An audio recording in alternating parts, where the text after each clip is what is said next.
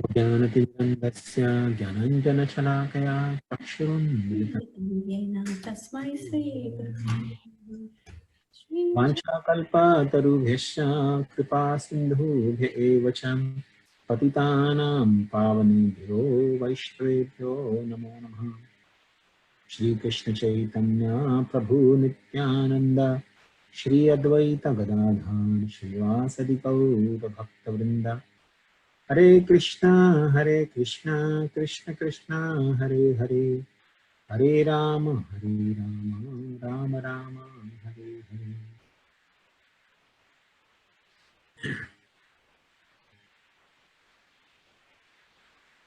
So I'll just share the screen.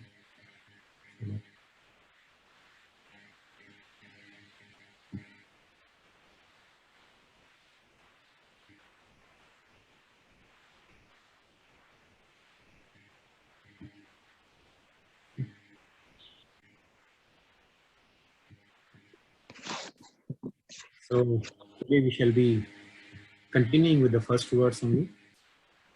No? We'll recite the verse and then continue with the. Today is the last portion of the first verse.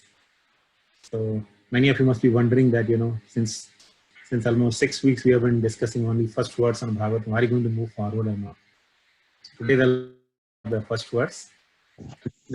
We will actually continue. We'll just recite the verse and continue. Om Namo Bhagavate Vasudevaya. Yasya to yaditartaschatte vidyaswaram tene hidaya adikavaye yanti yatsya Uparimadam yatha vinimayo yatrati sargo mrisham Namna swena sada nirasta kuhakam satyam param dhimahi. So the translation is, O my Lord Shri Krishna, son of Vasudeva, O all personality of Godhead, I offer my respectful obeisances unto you. I meditate upon Lord Shri Krishna because he is absolute truth and the primal cause of all causes of the creation, change, and destruction of manifested universes. He is directly and indirectly conscious of all manifestations, and he is independent because there is no other cause beyond him. It is he who first imparted the Vedic knowledge unto the heart of Brahmaji, original living being.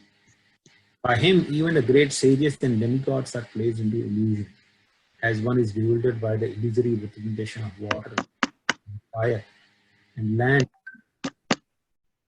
Only because of him do the material universes temporarily manifested by reactions of three modes of nature appear factual. I therefore meditate upon him, Lord Sri Krishna.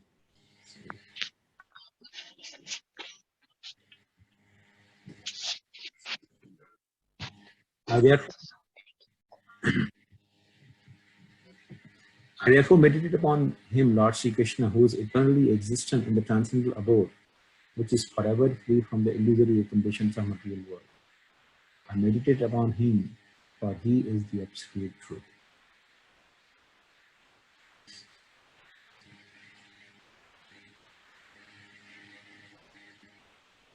So today we are going to discuss the last portion of this verse, Satyam Param Dhimahi.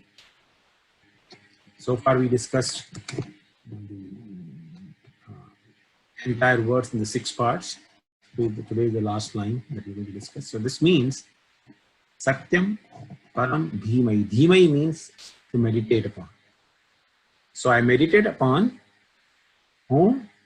Satyam Param, who is the supreme absolute truth. Satyam is absolute truth and Param is supreme. So I meditate upon him because he is the supreme absolute truth. Sri Krishna. So Krishna is considered the supreme absolute truth. Now what does it really mean?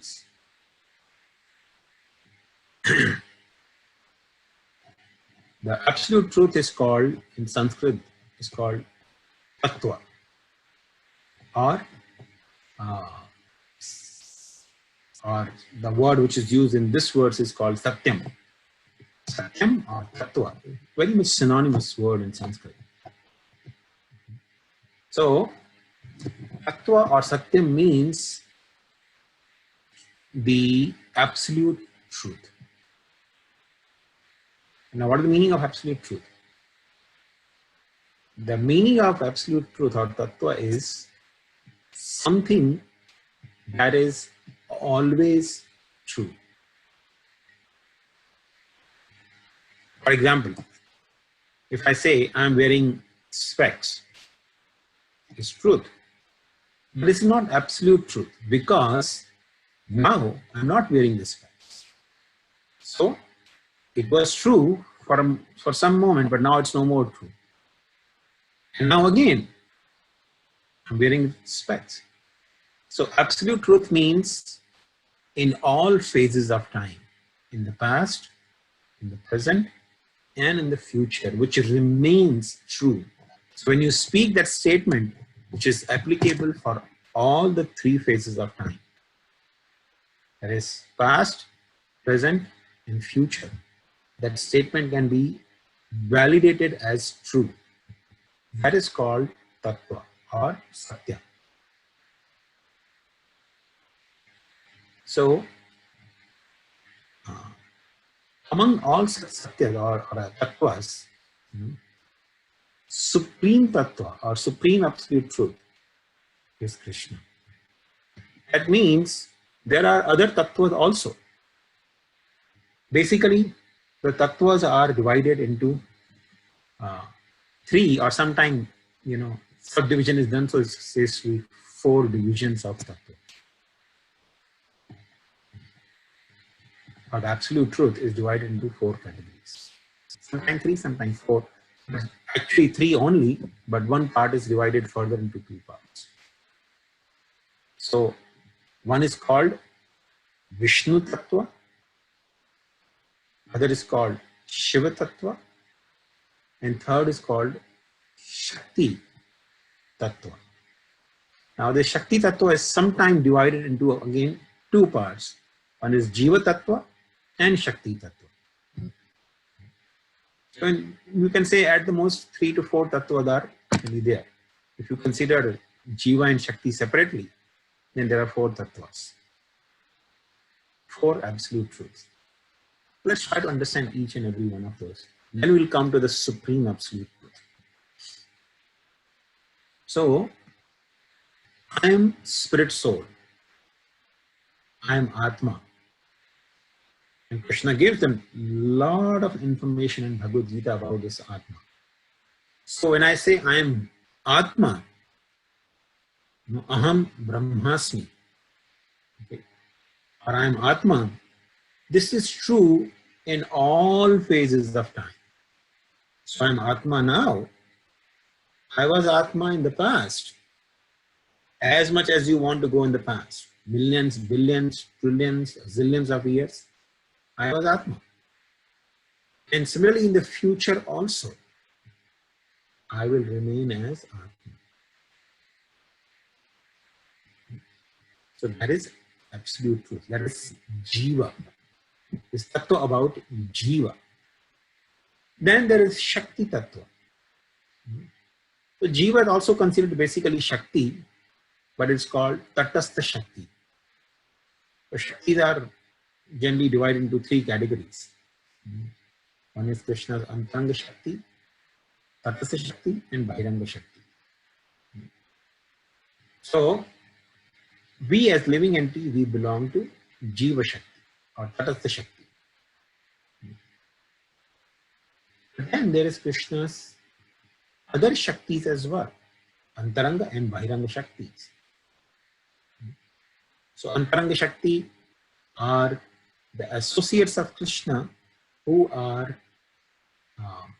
serving him directly in the spiritual world.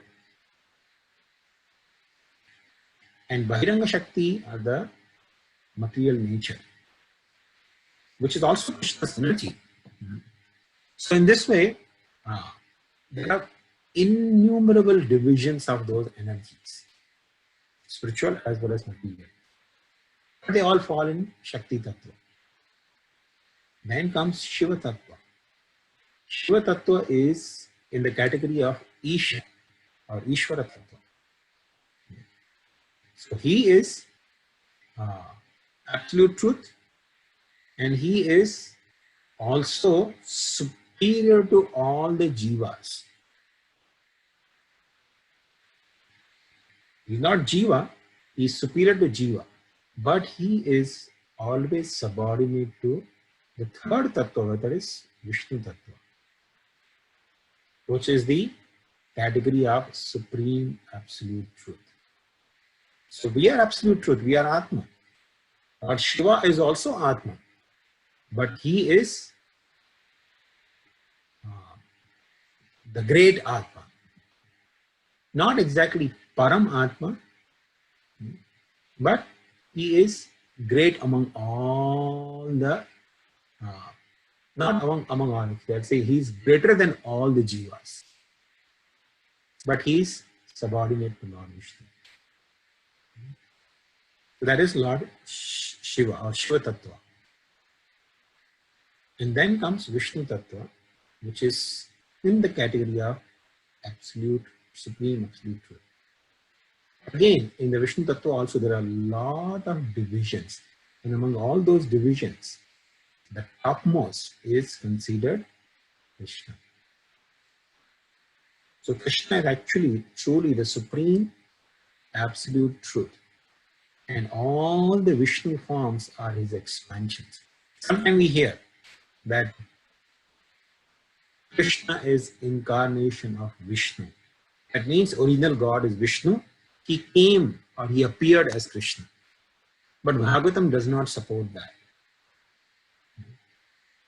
The Srimad Bhagavatam clearly mentions Krishna to be the supreme absolute truth. And we will read many, many verses. When we are reading Bhagavatam, we will come across many, many verses which are clearly indicating that Krishna is actually the source of all the Vishnu expansions. There's not just one Vishnu, there are many Vishnu forms. And all those Vishnu forms have their source in Krishna. Here's the one of the verse from Srimad Bhagavatam only, which comes in much later in the 10th canto of Bhagavatam. In the 14th chapter, 14th verse. It says, this is the prayer by Lord Brahma. Lord Brahma is praying to Krishna in this way. He says, Narayanasna tvam hi sarva dehinam atmasi adhishakhila loka sakshi Narayanongam narabhuja jalayana tachapi satyam nataveva maya. So he's praying, O Lord of Lords, you are the seer of all creations. You are indeed everyone's dear life. Are you not therefore my father Narayan? Because when Brahmaji is praying like this, O Lord of Lords, you are the seer of all creation. You are indeed everyone's dear life. So, the seer of all seers is considered Paramatma. At Gita Bhagavata also Krishna says, Upadishta Anumanta Bharta Bhokta Maheshwara. The supreme seer who is seated in everyone's heart and is witnessing everyone's activity, that is Paramatma. Upadishta Anumanta. Upadishta means he is seer or super seer. He actually sees everyone's activities and he actually monitors everyone's consciousness as well. Not just activities, but even what a person is thinking in the mind is also being monitored by this seer of all creations. So, Krishna, if he says, Brahmaji, what are you saying? I'm not the seer of all creation, it is Paramatma or Lord Narayan. So Brahmaji is asking this question. Narayanas na tvam hinna sarva dehina. Are you therefore not my father Narayan? Narayan refers to one whose abode is in the water born from Nara. And that Narayan is your plenary portion. All your plenary portions are transcendental. They are absolute and are not creations of Maya. So here, Brahmaji is making it very clear that Lord Krishna is actually the original Narayan. He is the origin of even Narayan.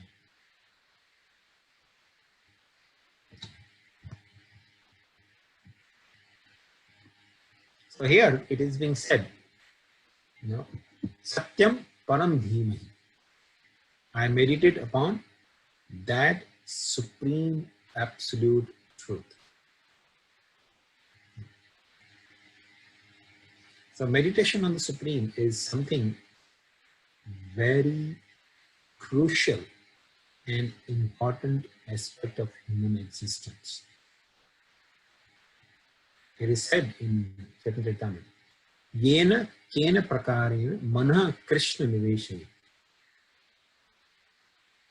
A person, one who wants to be successful in life, what should he do? Yena kena prakarena. By this way or that way. Some way or other. Yena kena prakarena. By some ways or some means. What should a person do? Mana Krishna niveshaye. One should focus one's mind on Krishna. Because fixing one's mind on Krishna, as Krishna says in Bhagavad Gita, what is the benefit of fixing one's mind on Krishna? Krishna says in Bhagavad Gita, Yanti deva vritan deva, putran yanti putreta, bhutani yanti bhuteja, yanti madhyajino pima. Krishna makes it very clear in Bhagavad Gita that Yanti deva vritan deva. Those who worship different devas, somebody is worshipping Ganesha, somebody is worshipping Kartikeya, somebody worships Mother Parvati or Lord Shiva, somebody worships Indra, somebody worships Kubera, somebody worships Lakshmi Devi. So in this way, different people are worshipping different devas. So if somebody worships Deva, after leaving this body, Krishna says, Yanti Deva, Vritan Deva. So if you worship Deva, you will go to the abode of Devas. Pitran Yanti. Those who, in this world you find a lot of people are very much staunch and very much fond of worshipping Pitras. They every day perform Pitra Yajna. Without that, they won't even eat many times. See some people like that as well. They are so rigid. They will worship every single day their Pitras. Because according to them, as scriptures also explain that we are actually indebted to our Pitras. I have this body because of my father and mother. And my father had his body because of his father and mother. And his father had body because of his father and mother. And similarly, the mother, my mother had body because of her father and mother. And they had their body because of their father and mother. So in this way, this whole chain of fathers and mothers is called Pitra.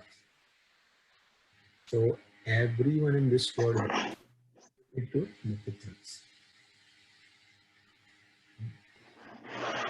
Who worship Pitras sincerely and regularly, they go to the planet of Pitras. This is the planet called Pitra Loka. We consider other side of the moon is considered Pitra Loka. So the people who worship Pitras, they go to the Pitra Loka. Bhutani, those who worship ghosts, they go and become ghosts. Yanti mad yanti. Krishna says, those who worship me, they come to me without faith. This is a very crucial thing. And whatever object we worship, we slowly and gradually imbibe more and more remembrance of our worshipful deity. Whomever we are worshipping, we become more and more conscious of that person, that deity. So, it says also, if somebody worships me, he will come to me without faith. Anti madhyajino apima. Those who worship me, they come to me. And the same truth Krishna also confirms in another place in Bhagavad Gita.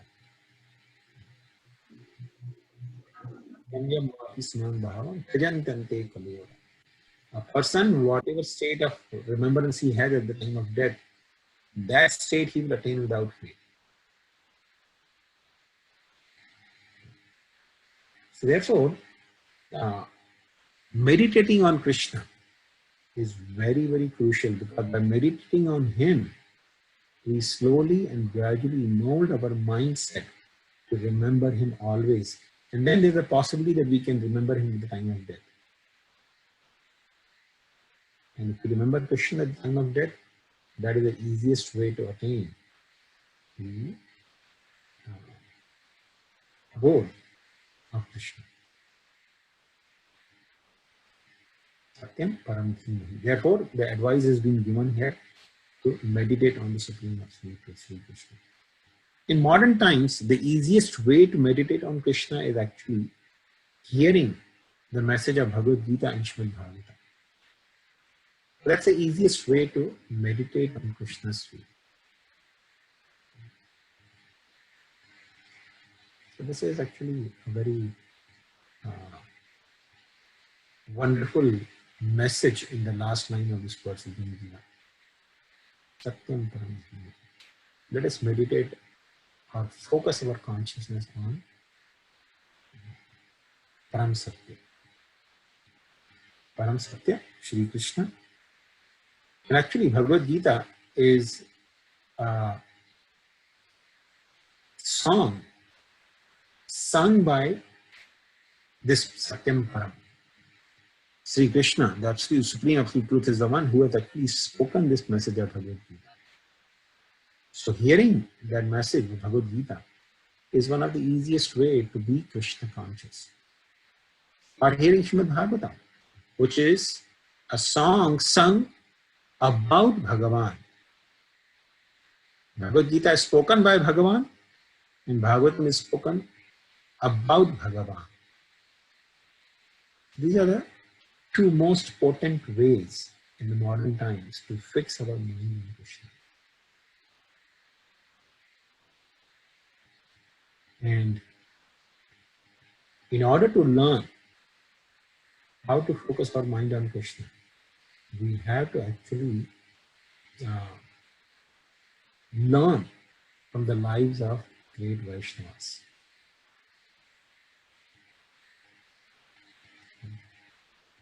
The lives of great devotees who are actually referred also in the scriptures as Mahajanas. So we have to actually look into the lives of Mahajanas or great devotees and learn how to fix our mind on Krishna. Because the principles of Dharma or the principles of scriptures or scriptural injunctions are very, very confusing. It actually becomes very difficult at times to even understand the import of the scriptures. But when we look into the life of a devotee, we get a simple and sublime message how to remember Krishna, how to fix our mind on Krishna.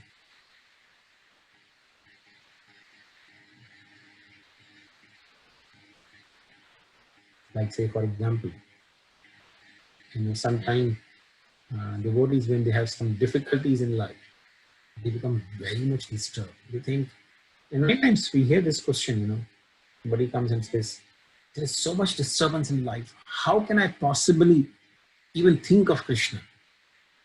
Krishna is not making it easy for me.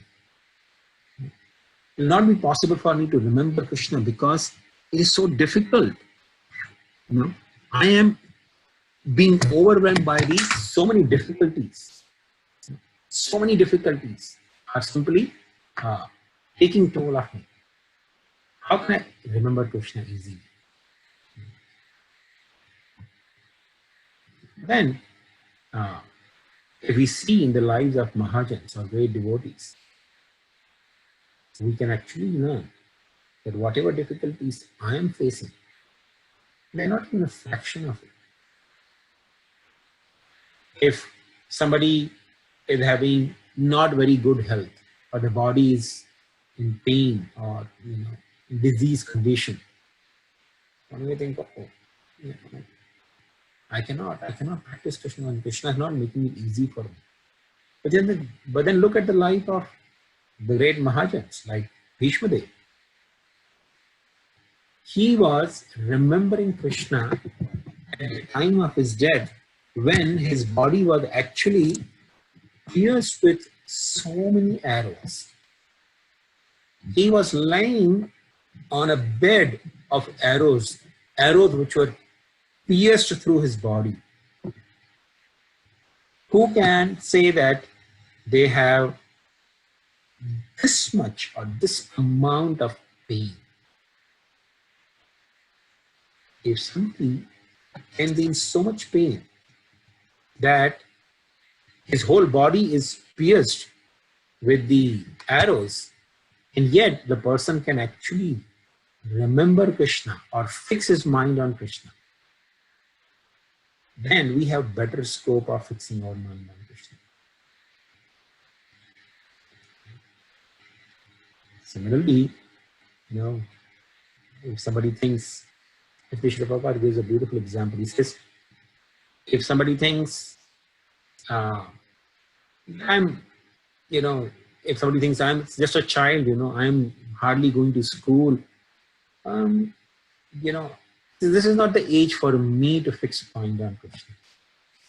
This is the age for me to play and go to school, listen to parents, and that's all. Nothing else is my duty. And then look at Prahlad Maharaj. He was just a 5-year-old child and had to go through so much difficulty. And yet, he was always had his mind fixed on Krishna.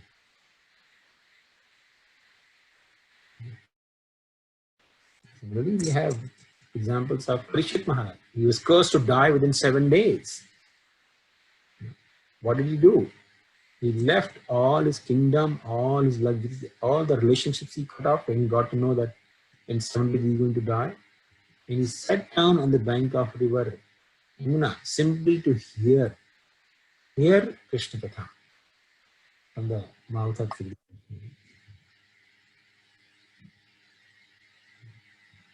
So from the lives of great devotees or great Vaishnavas, we learn how to fix our mind on Krishna.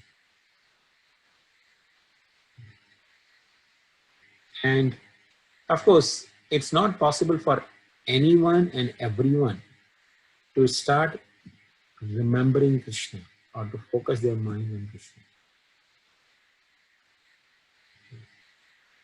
Because Krishna actually explains in the 7th chapter of Bhagavad Gita, one has to be sukrita. One has to some sukriti to be able to fix his mind on Krishna. There are 2 categories of people described in the 7th chapter of Bhagavad Gita. Krishna says, Sukritina and Dushkritina. Namam Dushkritino Muna Prapadyante Naradha Maya Aparita Jnana Asuram Bhavam Ashrita. Krishna says in Bhagavad Gita, Namam Dushkritino Mudha. Those who are Dushkriti, who are actually sinful people, they are of 4 categories. Namam Dushkritino Mudha. Mudha means a fool. These are the 4 categories of sinful people who never go to Krishna. Prapadyante Naradha. So, Namam Dushkritino Mudha. First is Mudha. And then second is Naradhama. Mudha means fool, and Naradhama means lowest of mankind. Lowest of mankind means a person may have big degrees, may be having PhD or double PhD, but who doesn't even have this much substance to actually understand that there is some God. God exists. A lot of people, who become highly educated, they start proclaiming or boldly speaking out, there is no God.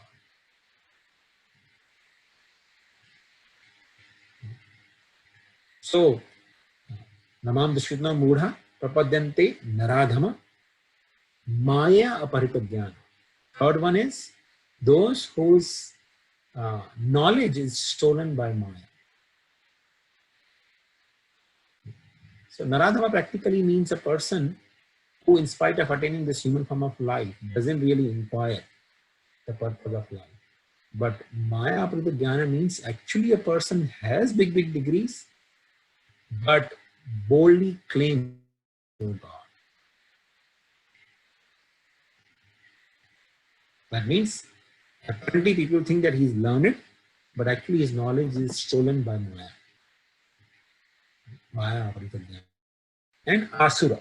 Asura means atheistic, demonic people. These are the four classes of people who never surrender to Krishna. In contrast to these four, Krishna also explains in Gita that there are four kinds of people who actually do try to meditate on Krishna or fix their mind on Krishna. So let's try to understand who are these four. We are discussing about meditating on Krishna or fixing our mind on Krishna. So these four people, Krishna says, Chaturveda bhavante ma jana sukrute vajana arto jigyasur arthati jnani cha bhavasya. There are four people, four categories of people. First is Chaturveda bhavante ma jana sukritinu arjuna. So all these four categories, they are called Sukriti. Sukriti, like the other four people, other four categories are called Dushkriti. These four categories are called Sukriti. Sukriti means pious people. They are actually pious because they are able to remember Krishna. So Jana Sukriti Arjuna, what are the four Sukritis? Artha. Artha means a person who is distressed. Sometimes people have a lot of distress in life, but all the people who have distress in life, they don't turn to Krishna. They don't start remembering Krishna. They don't start meditating on Krishna. They don't take to the message of Bhagavad Gita or Srimad Bhagavatam. So many people who have distress in this world. But how many people really try to understand who am I? What is soul?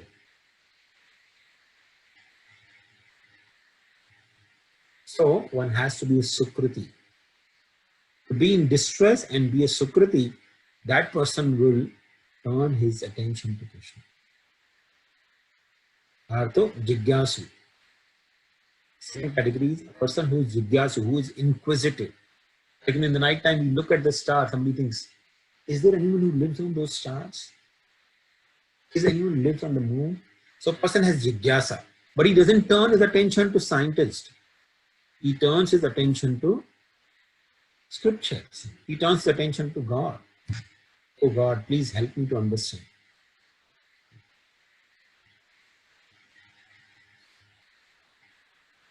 And third category is Artharthi. Artharthi means a person who wants money.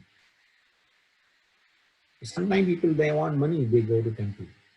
They worship God. Please God, give me this. Dhanam dehi, bharya dehi, rupam dehi, dhanam dehi. There are prayers like that.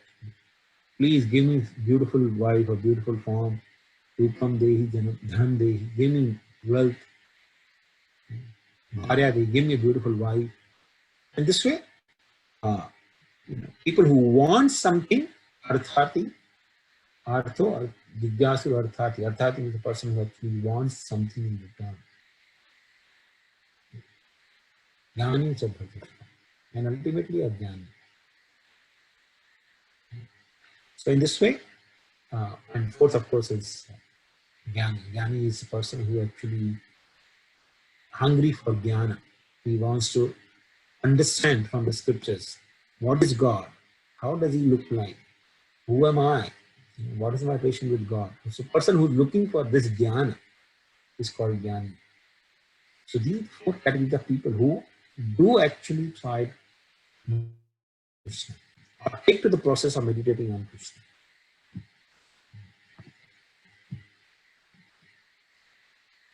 So, there are a few examples.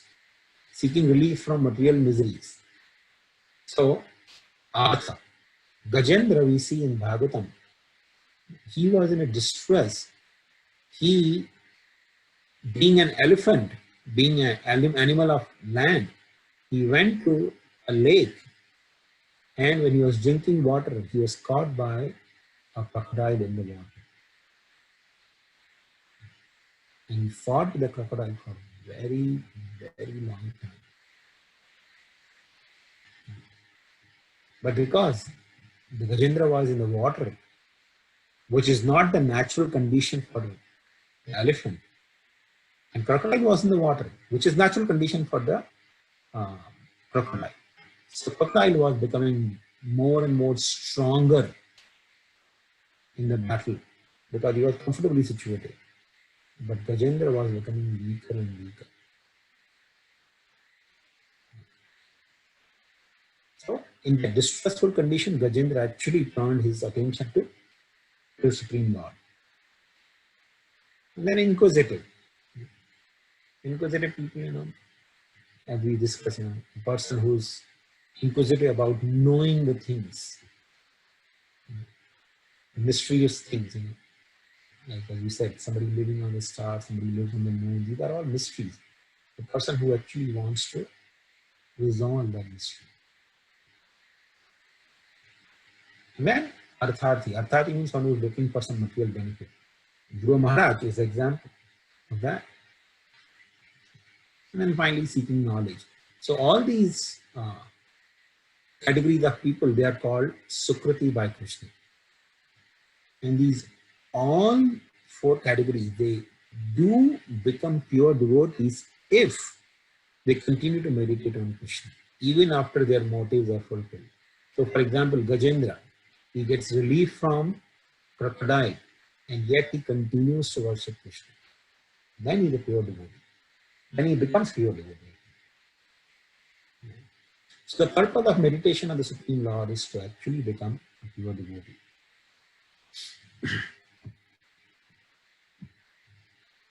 And the easiest way to meditate on Krishna is, as we have been discussing, chanting of Hare Krishna, Krishna Krishna, Hare Hare, Hare Ram, Ram Ram. Very much. We'll stop here. If anyone has any questions, you may ask the question. Ruchi, is there any example for seeking knowledge in Puranas? Seeking knowledge.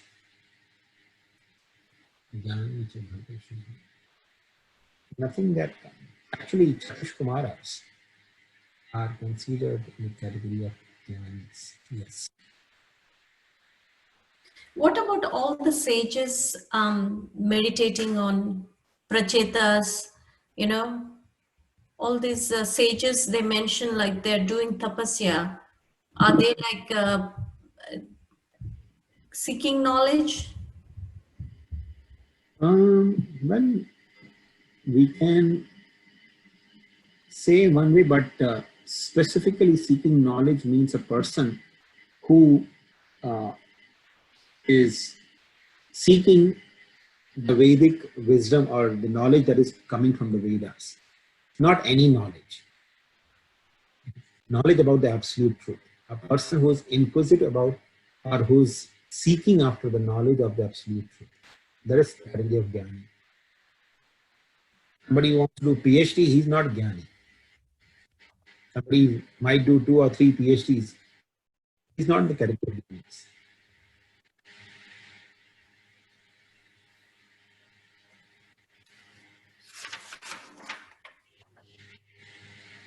What about inquisitive Prabhuji? Are there any examples? Because I couldn't recollect anything, therefore I left those two categories. But sure, there are examples in the scriptures as well. Nothing comes to my mind, but there are examples of that. Hare Krishna, Prabhuji. Okay. Thanks for such a nice class, Prabhuji. Prabhuji, I have one small doubt, Prabhuji. That's cool.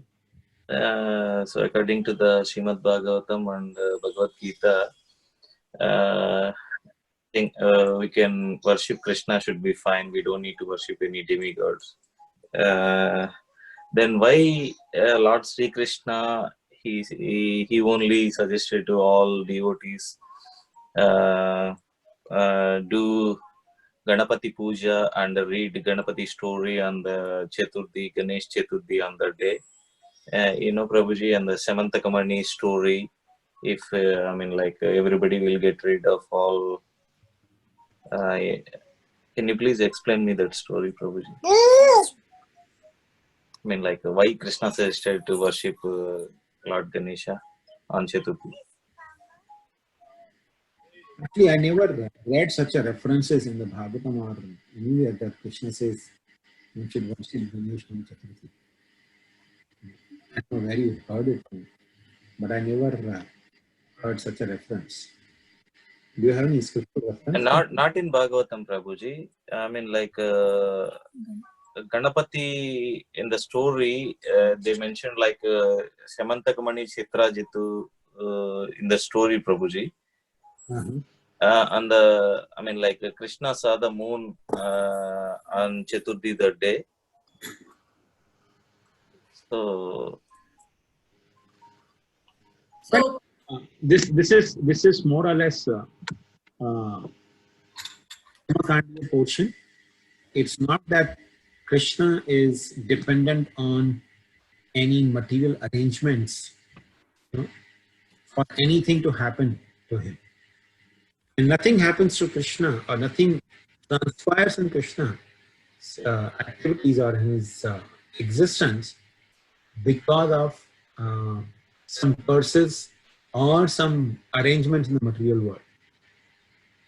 We should always remember Krishna is always beyond material existence. Even when he comes to this material world, he is beyond the material existence. He is not bound by the rules and regulations and the laws of this material existence. Just like, take example.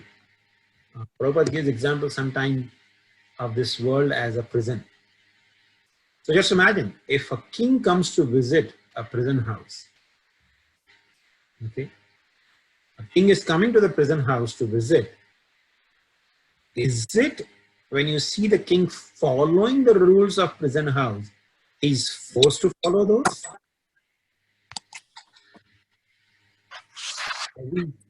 Is he forced to follow like all the other prisoners in the jail? No, Prabhuji. He's fully independent. He has come into the prison by his own will, and even the prison keepers are all subordinate and servant of him. Right? So even if you see that king is obediently, the prison keeper or the commander of the prison says, let's walk in this way, and he starts walking in that way. The king is obliged to follow him? No. He simply follows him because that person is superintendent and he respects that superintendent of the prison house. When Krishna comes to this material world, apparently you will see sometime, and here also from the scriptures, Krishna is worshipping some demigod. Like in Mahabharata, there's definitely